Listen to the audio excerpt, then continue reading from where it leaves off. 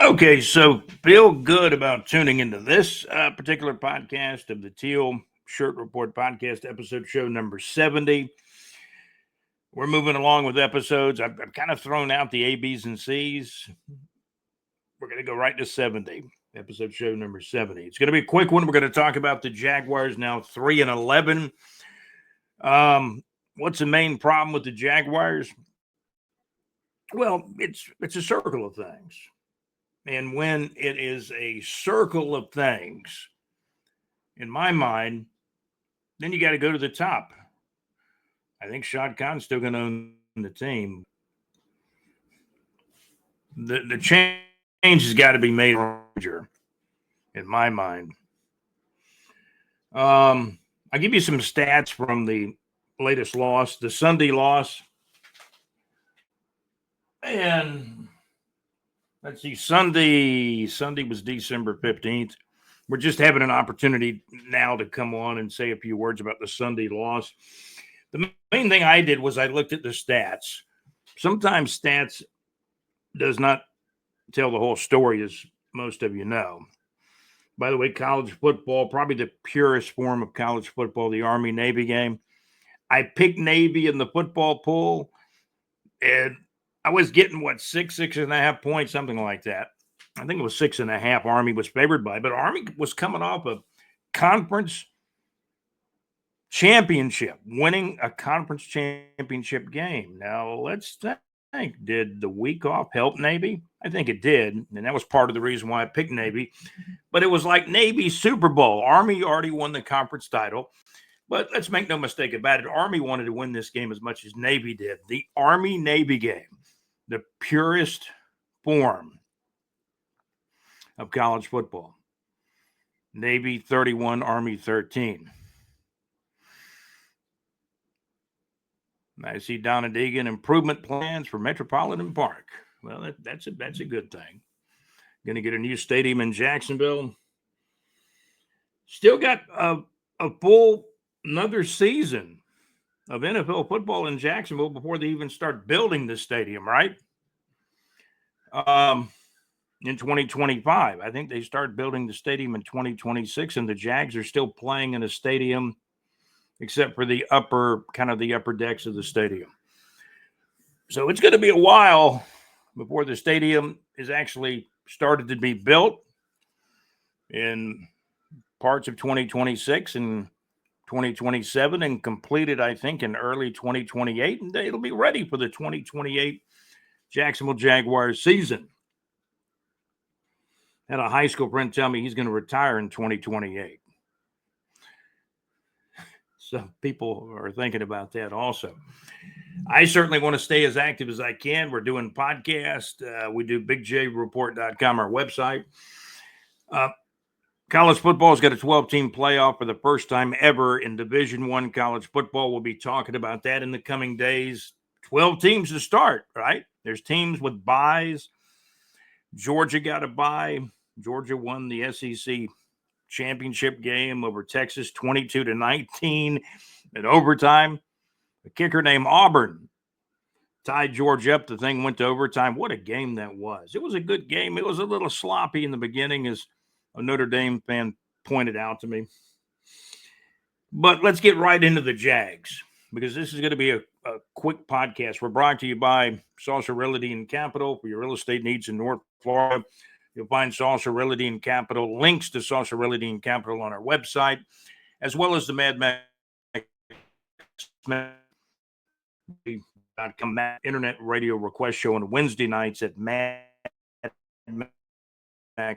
We're talking about JC's show tonight, live from the pub on Thursday nights with JC at LakeUfallahits.com. Great internet radio where it's all good. JC plays your request. And go to LakeUfallahits.com tonight for the show, and each Thursday night for JC's show live from the pub with JC at Lake Eufaula Hits. We have links to JC's show on our website at bigjreport.com. In the Neighbors 2 section, there's links to Mad Max's show in the Neighbors 2 section and in the Outside the Box section. So those are the sponsors. Quickly, let's talk about the Jacksonville Jaguars, because that's what we're here for on the Teal Shirt Report podcast. About 5 minutes in to the show, episode show number 770. Jaguars lost 32-25 to the New York Jets. If you go back and listen to my picks, I did pick the Jets to at least cover the spread on the Jaguars, and they did. They won by 7 points. I was never at any time rooting for the Jets. After the game was over, I said, well, my pick was right. I've never rooted against this team, but I was in a pool, in the football pool. I didn't win the football pool this week, but I did go 10-7. And my overall numbers among the people playing the football pool, I've won it a couple of times, and I think I'm near the top in overall numbers, and that would make me proud. Maybe we can win there's an overall winner, I guess, with most wins in the football pool, which has a sprinkling of college games and basically all of the NFL games in the football pool that I play in just for fun, nickels and dimes and quarters and that kind of thing. That's about it. Jacksonville Jaguars lose to the Jets. New York Jets 32. Jacksonville Jaguars 25. I'll repeat that score. New York Jets 32, Jacksonville Jaguars 25. Now, these are two NFL teams playing each other. Both are bad. Both have 3-10 records. There's nothing good about that. Neither team's going to the playoffs. However, these players are being paid a lot of money to go out and perform, put a show on for the fans. And I do say a show. That's what NFL football is, entertainment. Close games to near the end, and this one was close with a chance. Anybody had a chance to win in the closing moments or minutes of the game. However, again, the New York Jets 32, the Jacksonville Jaguars 25. When I checked the stat sheet, and I'm not going to run down every stat, but there were some things that really stood out to me. I'm going to call it the good, the bad, and the ugly. The good, in fact, at times the very good, was Brian Thomas Jr., the Jaguars rookie wide receiver. I think when Balky traded back, he was very fortunate that Brian Thomas Jr. was still there at 23. I think he took a chance doing that, but he got the guy that I was happy. I was happy and ecstatic to get a wide receiver, a great wide receiver who was coming off 17 touchdowns at LSU. That's a pretty good final season in college for Brian Thomas Jr. Has he disappointed as a rookie? Absolutely no. Man, he's had a great year. Brian Thomas Jr. against the Jets, 10 catches for 105 yards and 2 touchdowns. Now, Mac Jones was throwing the 2 touchdown passes. Make no mistake about that. But Mac Jones also in this game threw a couple of interceptions. I want to personally thank the coffee boy. Great coffee this morning here at World Headquarters. Mac Jones, 2 touchdowns, but 2 interceptions in this game. So I cannot say Mac Jones had a great game. I can't say he had a good game. I think he had an adequate game with a couple of interceptions that kind of hurt the overall scheme of things. In the grand scheme of things, the Jaguars lost to the Jets 32-25. New York Jets 32, Jacksonville Jaguars 25 back on Sunday, December the 15th. Again, the good, the bad, and the ugly. A really good rookie year for Brian Thomas Jr. And in this game against the Jets, 10 catches for 105 yards and 2 touchdowns. We're going to call it, I can call it a great game, but at least, the worst thing I could say about Brian Thomas Jr. right now against the Jets, a very good game. And that's what you want. This guy is potentially a number 1 wide receiver. I think going forward, he is the Jacksonville Jaguars' number 1 wide receiver. And this guy's only a rookie. He's got a lot of time to grow. Also, not a great game or very good game, but a good game for Jaguars backup tight end, and he plays a lot of football. He can block too. We're talking about Brenton Strange. We got a little bit of Strange on Sunday. We got 11 catches for 73 yards from Mr. Strange. Second year tight end out of Penn State. Strange 11 catches for 73 yards. That's the good news. We had 2 receivers that were in double digits in catches. Brian Thomas Jr., 10 catches. Brenton Strange, 11 catches. Brian Thomas Jr. turned some of his catches into 2 touchdowns. And I like those 2 guys. You could build a team easily around Brian Thomas Jr. And what you're seeing with a second-year player in Brenton Strange is a developing tight end. Evan Ingram is hurt. I think he tore his labrum. He's out for the year. Is he back with the Jaguars? Do they continue to pay Evan Ingram the high price money? I don't know. I hope a new general manager makes that decision, not Trent Baalke. That's my take. So I gave you the good news. That was Brian Thomas Jr., 10 catches for 105 yards, 2 touchdown catches. Brenton Strange, 11 catches for 73 yards in the game. That was the good news. And now the bad news. I'm looking at the stats. Trent Baalke had something to do with all these players. Okay? I'm looking at 3 first-round draft picks from the Jaguars on defense. This team had to even change defensive coordinators. And at this point, I can't say the current defensive coordinator that it is all his fault. I wouldn't say that at all. You can't do it under one DC, and now you can't do it under another DC. I mean, the Jaguars defense has performed well at times as a unit, as a cohesive unit. However, this was not one of those times. This was absolutely not one of those times.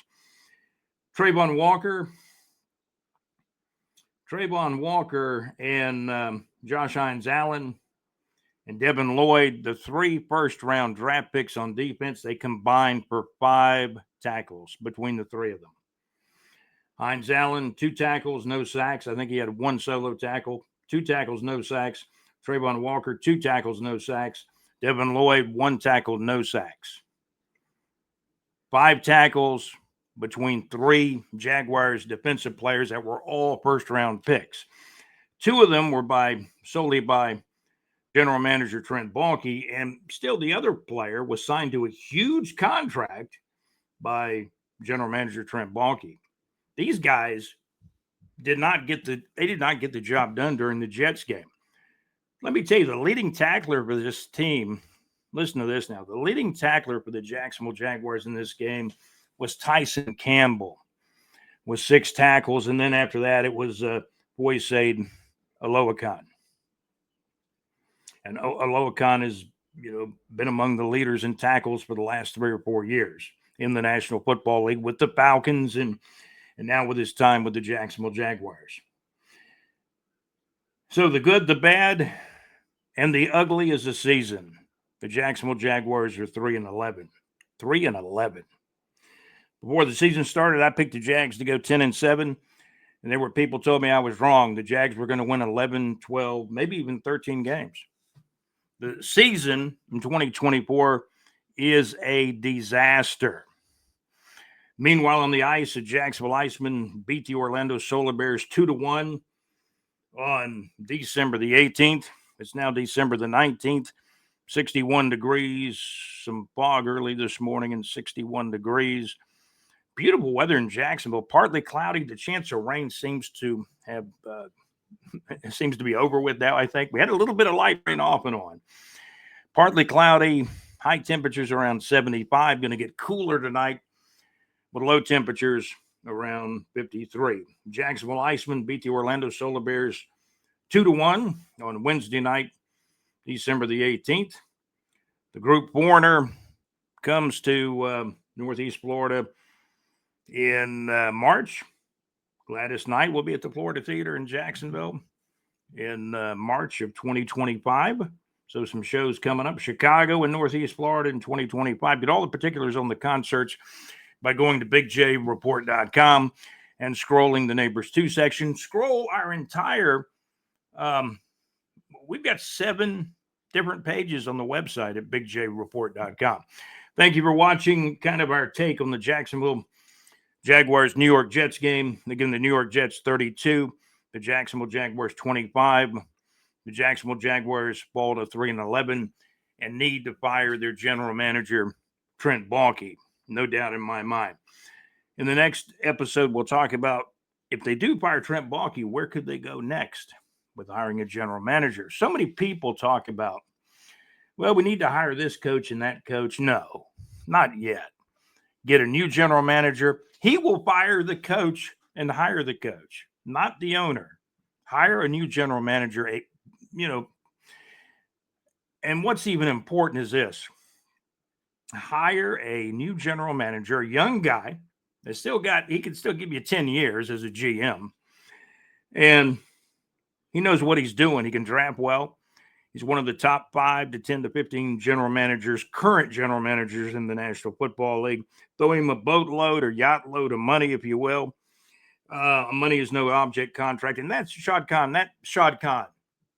That's how you can turn this thing around and start winning. And not winning 1 or 2 years out of 10 years.